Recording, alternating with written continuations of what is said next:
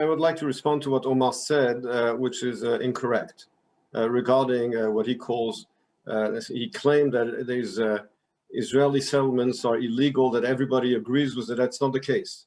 The Fourth Geneva Convention, in fact, was passed in 1949 after World War II, following the occupation of sovereign country in Eastern Europe by Germany and the forceful transfer of German citizens by the Third Reich to Eastern Europe. That, of course, is not the case that you have today between Israel and the West Bank, since the West Bank was not a sovereign territory and it was not a sovereign country before Israel conquered this territory in 1967.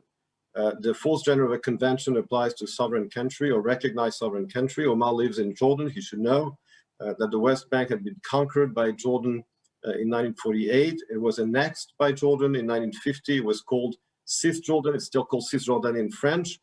This annexation was never recognized by the international community, with the exception of Great Britain and Pakistan, and therefore Israel did not conquer a sovereign country or a sovereign territory in 1967, and therefore it is simply wrong to state that this is an occupied territory and that Israelis are not allowed to live there.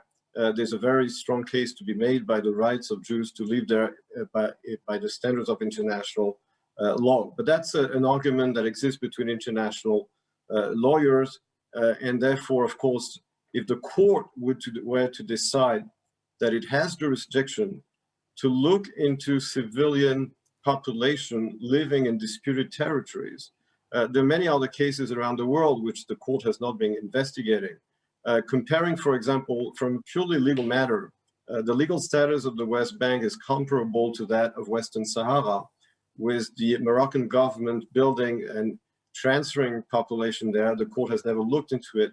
Western Sahara also is not technically occupied, since it was not a recognized sovereign territory between 1975. But then you do have many cases where territories are occupied because they were sovereign and recognized as such before being conquered, such as Northern Cyprus or Crimea. And there, of course, the ICC has not opened any investigation, which brings me back to what I said before, which is that the ICC is mostly about politics and very little about international law.